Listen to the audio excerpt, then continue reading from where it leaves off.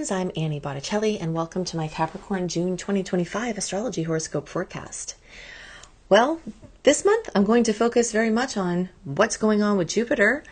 That will be true not only for this month, but also for the whole next year. And beyond that, of course, we have many other things to discuss. I want to help equip you to have the best month possible. This is for you if Capricorn is your sun sign, your moon sign like me, or your rising sign. What we're going to talk about here is part of your astrological picture. If you're a very late degree Cap friend, also like me, so birthdays like January 15th through the rest of the sign, or 23 degree Cap placements through the rest of the sign, I suggest you additionally listen to my Aquarius report, as your very late degree friends will benefit from both readings. Okay, so I'm just going to go piece by piece as my eye falls on things here as I'm looking at the chart.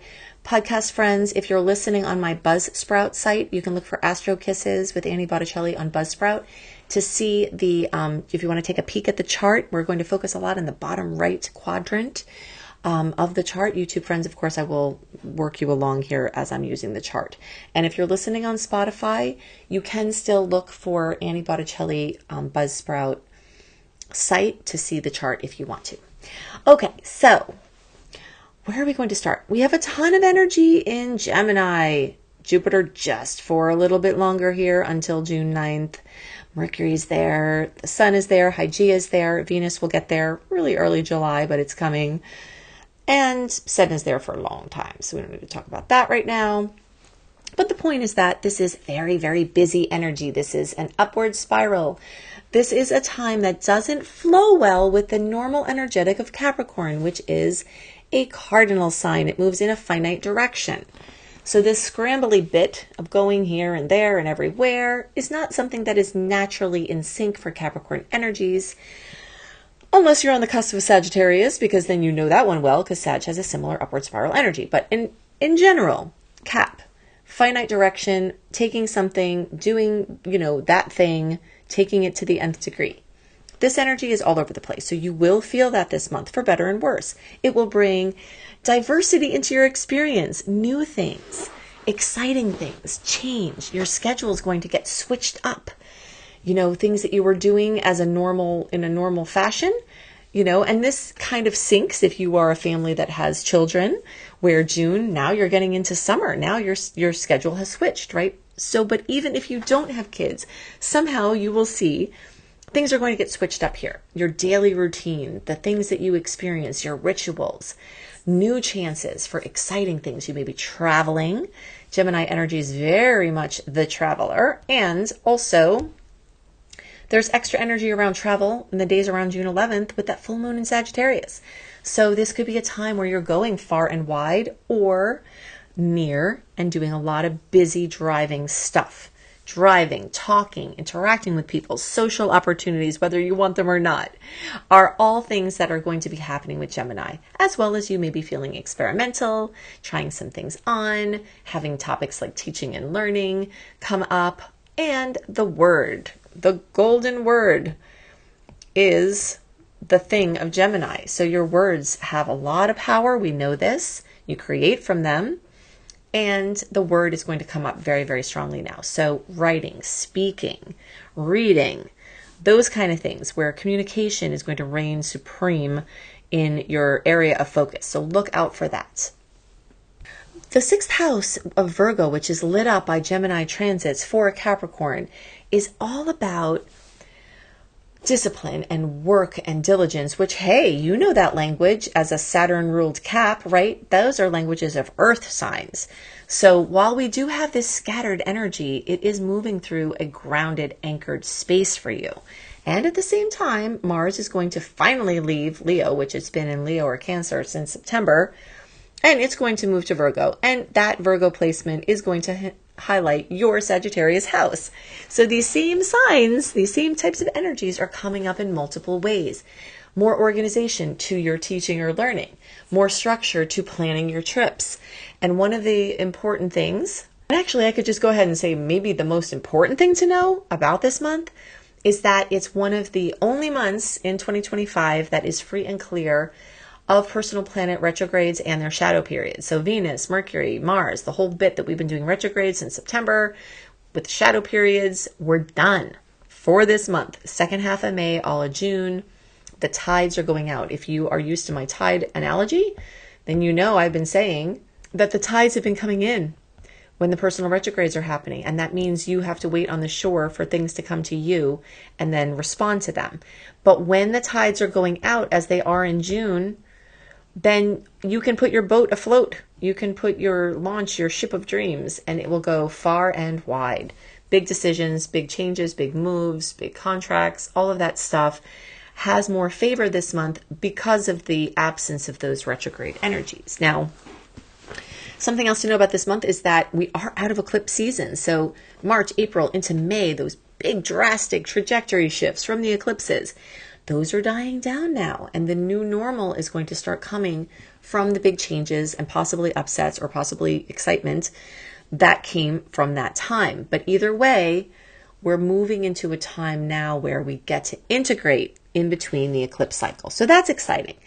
But as that's happening, we also have extra busy skies from the perspective of transits, or aspects rather. So aspects are planets coming together in meaningful mathematical configuration. Life is math, and this is activated by the stars coming together. We experience things here when the stars come together in these meaningful configurations. And so we have a lot of that going on. So we've got a lot of road bumps. We have just a few more naughty, or salty as I like to call them, aspects this month than we do sweet ones. But we still do have 13 amazing aspects that will light up this month. And we do have around 16, let's say about 12, about 14 little bumps, like a little nuisance. And then 2 outer planet connections that are long-term. I don't have the time to get into those now, but if you're interested in that and you like the dates, go to anniehelpsyou.com, put your name and email address in for my VIP community. That's free. Get the welcome letter, go to the archive link in the welcome letter, click on it and put June 2025 astrology, and you will find my write-up, including where I give the details about my favorite aspects of the month, the ones to be most aware of and careful of. All the sweet, all the salty aspects, and those big outer planet transits. So, it is a big month in that way. And really this year is huge in the way of transition, because we had Saturn move into Aries, we had Neptune move into Aries, and we are going to have Uranus move into Gemini next month. Pluto recently changed into Aquarius, and Jupiter's going into Cancer on June 9th. So, it's very rare that we have all of that happen at once. This is definitely a time of transition. So you will feel that energy. It's really active. It's different. Everything is in flux. Now, while we're on the topic of Neptune and Saturn and Aries, I just want to say a quick bit about this. I do have a separate Neptune and Aries report. You can look for Annie Botticelli, Neptune and Aries on podcast and on YouTube. So I'm not going to get very much into that. I also do have it time-stamped at the end there for each sign, what it could mean for you. But I do want to tell you in general, Saturn and Neptune moving into Aries is a pressure point for Cap. So pressure points can, be pressure. They can be difficult for sure. But the way that I like to see them, and as a person with a moon in Cap, a Venus in Cap, moon at 29 degrees of Capricorn in the 10th house of Capricorn, I'm definitely very Cappy, and we tend to be very responsible people. We tend to have the weight of the world on our shoulders, and so the idea of more pressure is never fun.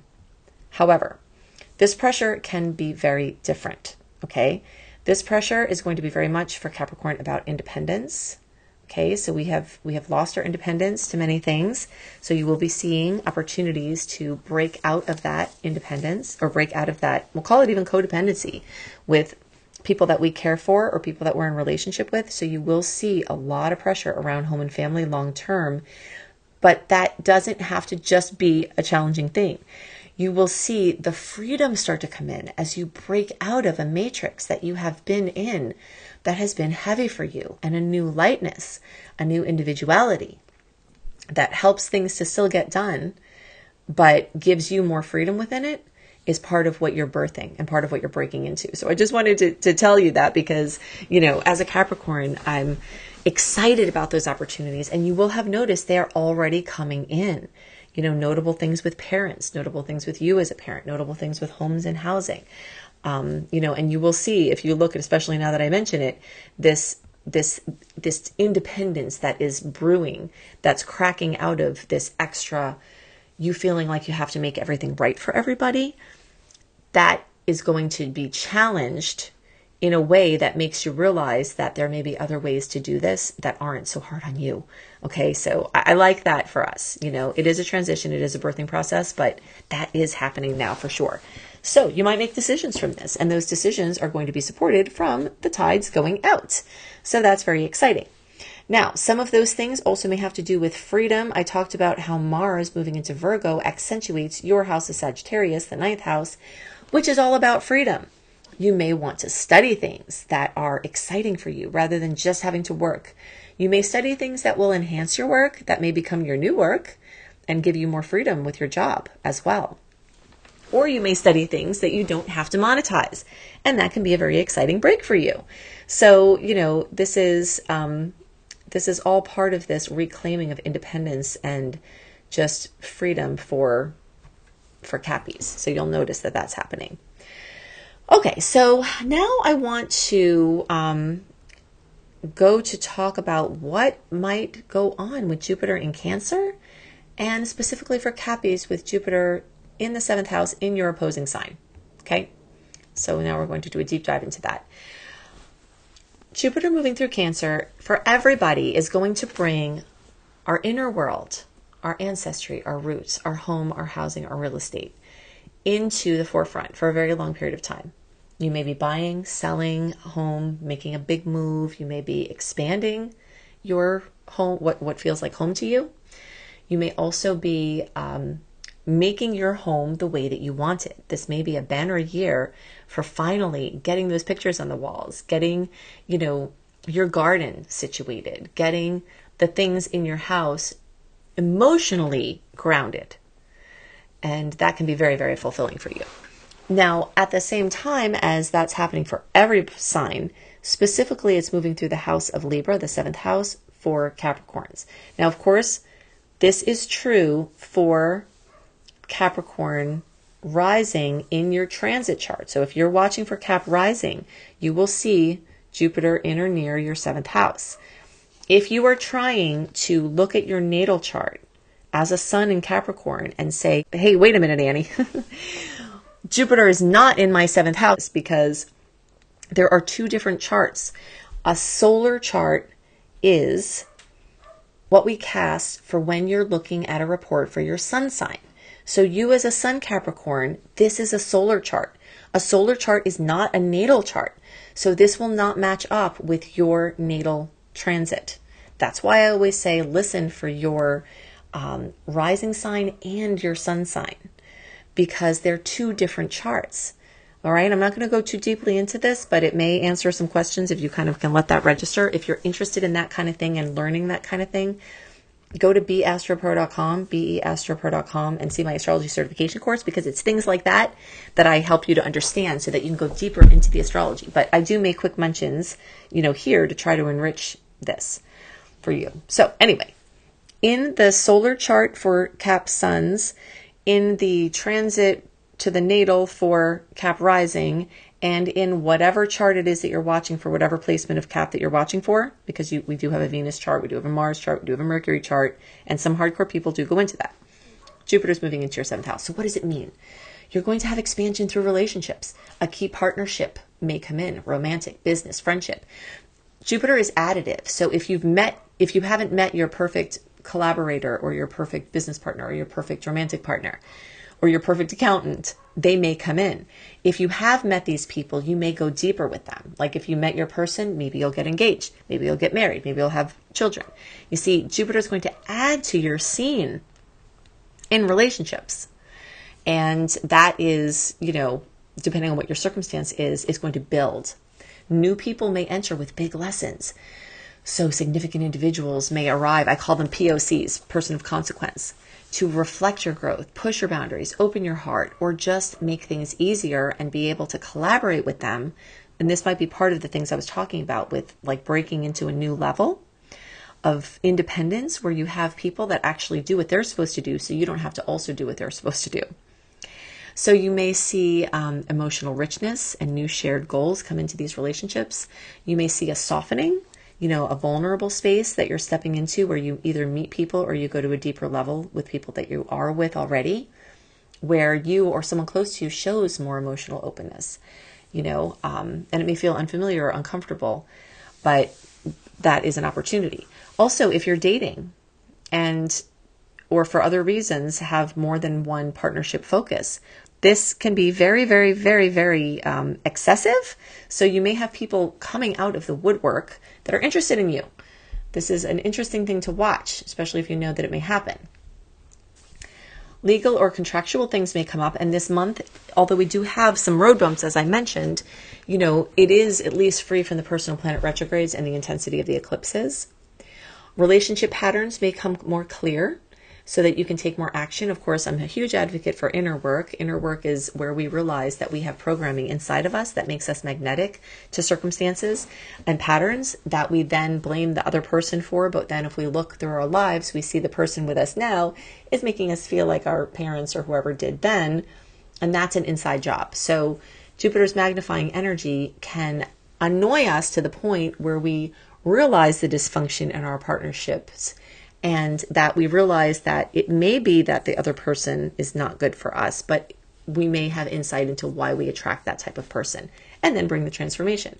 So some things you should definitely do during this transit, of course, if you're intuitively inclined: prioritize relationship growth, allow others to support you, say yes to aligned collaborations, work with listening with your heart, and putting logic to the side. Cancer placements here can teach you to hear more of what's under the words and respond, from a heart space. And maybe you're already doing that, but this can deepen it. And also this can help you to, create rituals within relationships, shared routines, date nights, mutual self-care, that can anchor in and grow emotional connection. A couple of things to understand to make the most of this transit is to see others as your mirror. In a holographic reality, everything above is below and everything within is without. So a lot of times people will reflect back to us things within ourselves that we are not ready to see until we're ready to see. And if we can use those reflections as tools for growth and not judgment, then that can be a way that you can use this, not just this month, but this year. So from June 2025 into June 2026, we'll have this present. So these themes coming in now, and you may have even seen these themes start within the last 3 months. The focus on home, family, and relationship, the focus on these relationships, because I see that Jupiter stories tend to come in about 3 months before the transit. Also remember that oppositions aren't conflicts. Okay, we talked about the fact that this energy is in opposition to your placement. Sometimes we see oppositions as a point of conflict, and it can manifest that way. So we might be at odds. Our relationships may seem at odds with what we need for ourselves. This is also a story that's being told by these Saturn and Neptune transits. There are places in your life where relationships are at odds with the things that you want and need. But what these oppositions can also do is form basically a transcendence point where you get things going so well, like juggling. You get all the balls up in the air and then it just keeps going. And the way that you juggle is you lean to the left, you lean to the right, you lean to the left, you lean to the right. So if you kind of imagine like actually juggling, watch someone juggle and imagine that. So now you're focusing on things you need, now you're focusing on the things the other person needs. So basically you're going back and forth with making sure both of those things are attended to in really good balance. Okay, so not every partnership is going to make it through this transit, but the ones that do are going to expand. And if you're looking for a relationship, it's very fertile ground for that. Okay, so a couple more dates. June 9th, Jupiter goes in Cancer. I told you about June 11th, the full moon at 20 degrees of Sag. June 25th, we've got the new moon at 4 degrees of Cancer.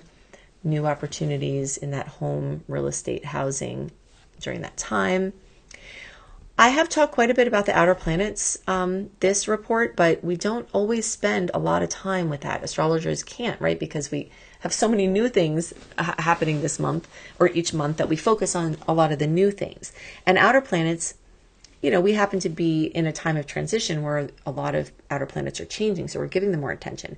But they're there for a year or up to 20 years, depending on the planet. So we don't always talk about those things. And if you want to know where your outer planet transits are and what that means for you and the themes and how to make the most of it, go to AnnieBClarity.com. Annie, the letter B, clarity.com. I'm retired from doing personal readings, but I do have these personalized reports that give you my take on your specific outer planet chart placements. If you want to learn astrology, you resonate with how I teach, and you'd love to learn either to do astrology as a profession or just for yourself, go to beastropro.com, beastropro.com. I hope you have a wonderful month, and I'll see you next month. Bye.